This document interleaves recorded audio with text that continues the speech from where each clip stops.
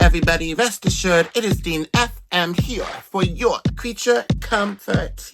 Yeah, you know what I mean? Like, we in the swamp doing some stuff, you know? Or we be mythical under the water and stuff. Please make sure to check out my Facebook, Instagram, YouTube, and all that type of stuff. And I hope you enjoy. By the channel, LGBTQIA+ streamer. Flips, nights and ships, bogus kisses, take trips to San Francisco, double Dutch disco, check TV, hot. Do it for the living and do it for the dead. Do it for the monsters under your bed. Do it for the teenagers and do it for your mom. Broken hearts hurt, but they make us strong.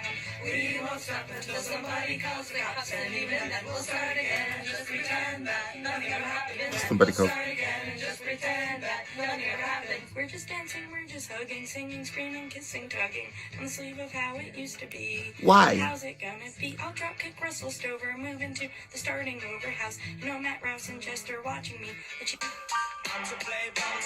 Like, if you like camping, okay, but you can't be. Why did mom have to tell you that? I feel like I'm on The Bachelorette, but in fact.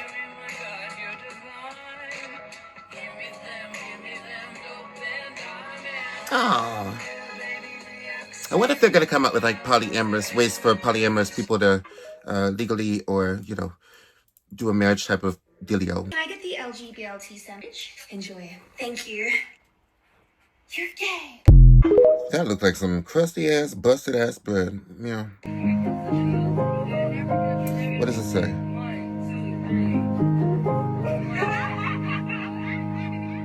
I don't What know the hell who was needs that? to hear this, but you are queer enough. Period. It And you're has good enough too. nothing to do with what you wear, how you look, how you act, How you or act. who you date, Who? or who you don't. Oh, you don't? It doesn't matter if you're not out to a single soul. Being queer But you is a should be. crazy, amazing, If you wanna be, I wonderful guess. part of your being that no one can take away. That's true, though. I don't know. I guess, like what they said earlier about being queer. Obviously, everything's true. You're queer enough. You're good enough. You are the best. You should be able to live your full universe up in here. But what I want to say is that if you want to be in the closet, I guess if some people are more comfortable in the closet, I don't want to say that you should be like ashamed of being like in the closet, or if that's kind of how you really want to live your life and that's really how it's unfortunately the most comfortable for you or the most safe thing for you, then yeah, just do that. And so don't be ashamed of that, but also try to strive for the best. That's what I would urge, but to each their own. And yeah, by the way, now I got that song. Mama said that it was okay. Mama said that it was why is that a song? Mama said that it was okay.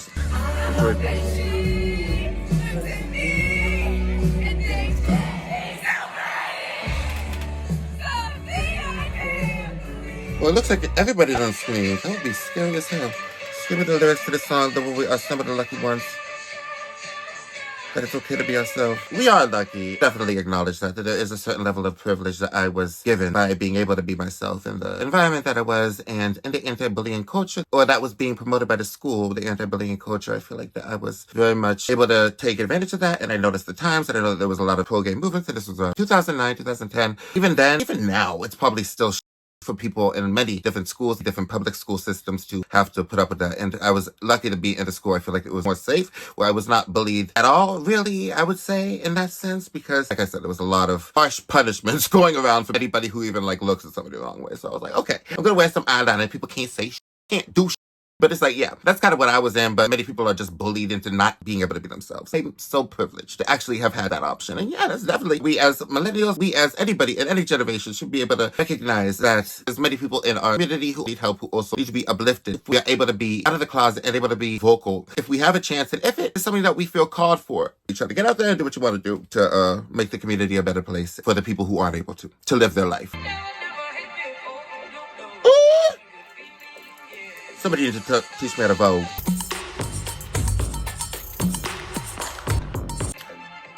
Come on, you better work that fringe. So who's this? It's the call and response. Are they together, or you just don't be groping up on people if you're not together?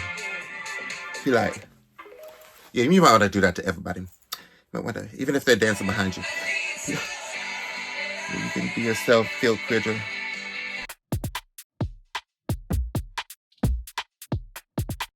That's supposed to be good. That looks all sepia and like old and like kind of depressing. The gay lifestyle that was. Period. With the doggy. That dog all over the place. Okay. Come through, pup. That pup said, this is my video. This is my video. You mean? That's part of being bisexual. Everybody is hot. He's hot. She's hot. They're hot. And of course, by hot, I mean beautiful human beings whose inner beauty and outer aesthetic transcend the shabby constructs of gender. Well, sure, yeah. I don't know if the implication there has anything to do with them being attracted to everybody, because I don't know if that's something that I would say. Being bisexual means everybody's hot. Maybe they didn't mean it quite like that, but you know what I mean. I wouldn't say that. So on and such forth. So on and suck forth.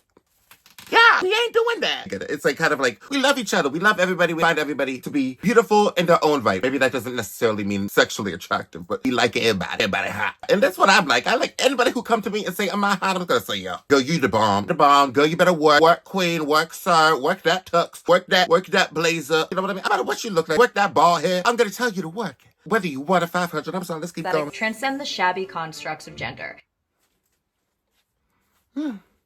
Nothing wrong with liking everybody. I had the most unexpectedly wholesome evening at the skate park yesterday with my new friend that I met at the skate park just last week. Okay. She is like a little beam of sunshine. It's kind of a sausage fest at the skate park. It's like bro, bro. And so we kind of made eye contact. And she came over and we were chatting. And it turned out we had a lot in common. It wasn't like a gay panic situation.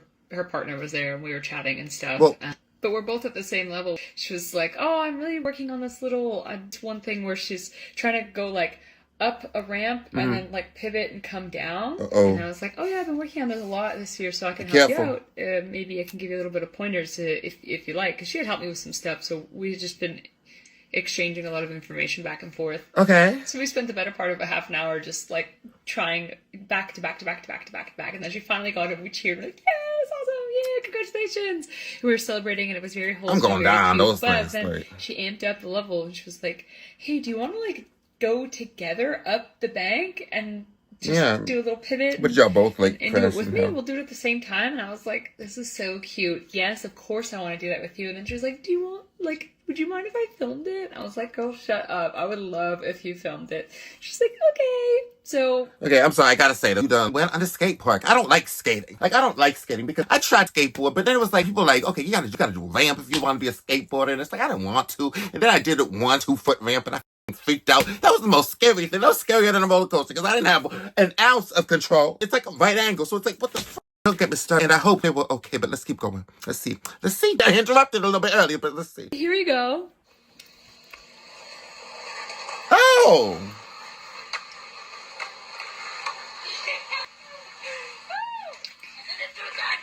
I might have been able to do that. Low key. This is the fucking cutest thing that's happened to me. It's pretty cute, to be honest. In a long time. I feel what you're saying, but it's also boring as hell. Yeah. Women. I just saw the best fucking bumper sticker ever. It said being straight was my phase. But I don't get that. I feel dumb. You see, now I'm pissed. And all the twirling and stuff could have made me happy, but... What city is that? It's a beautiful city. Is that? That's not... No. Aww, the slow dancing at the top of a parking lot. You see, I hate slow dance. I feel like even couples who slow dance, they don't want to look at each other. I mean, maybe I'm just belly. Even if when you see this, I feel like they obviously are looking at each other's eyes for a majority of it, or for a great deal of it. But it's like they still gotta like, because it's awkward, getting a little too into it. It's like, I don't want to turn you on too much. We gotta save this for the bedroom, type stuff. Hi, Benji here, and this is what queer joy means to me. For me, having joy in my queerness means living life without shame. Okay. As a Ghanaian, shame is a big thing in my culture. I was taught that my actions reflect the people who raised me and the community I come from. So therefore, one of the worst things I could do is something that would bring shame and judgment to my family and community, which creates immense pressure, especially when the person you authentically are is at odds with societal, cultural, and familial norms. Throughout my adolescence, I convinced myself that I had no choice but to suppress my queerness in order to avoid living a shameful life. However, over time, I've realized that shame is a choice. By feeling shame, you're prioritizing the feelings and opinions of other people over your own. And when it comes to my queer identity, that's something I now refuse to do because I have nothing to be ashamed of. When you let go of shame, you're free to live your absolute absolute best life. And I deserve that. Unfortunately, I have had to pay a price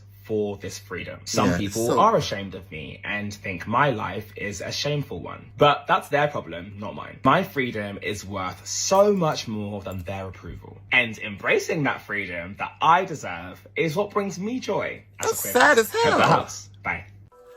So at the end of the day, it's obviously so sad. I don't think it needs to be said. This person, to be happy, had to basically cut off his entire family, cut off his old associates, and that type of thing. But it's so sad when you think about these things. You hear a lot. I would encourage all my followers who are, especially in the African-American community, or who want to learn more about African-American history and things like that, or African history more so. You could look at some of these documentaries in regards to people who are homosexual, or people who are in the LGBTQIA+ community in Africa and certain African countries. It's very difficult, very rough, and it seems like there's a lot of places in the continent of Africa. I know it's a continent, so don't come up in just one place. I know it's a continent. Politically, it seems very much tied together in that sense. I would just hope that improves. Clearly, I've always said this, and it's something I so want to work on, a project for future DFM LLC empire. I would like to eventually be able to at least propose for some sort of green card or some sort of way for people who are in these incredibly disenfranchised positions, more so from the LGBTQIA+ perspective, to be able to come into a country, wherever it may be, and have a safe haven from that sort of genocide. It's really the way religion, the way just macho-ness has affected the entire world, really, really a shame. Because I feel like people, at the end of the day, that the structure of heterosexuality probably has come out of the need for some sort of structure, but we're in a new era, baby. We gotta move past it. We're in better times. Even in America, people be like just archaic. Straight up. We ain't no caveman. Where the rocks at?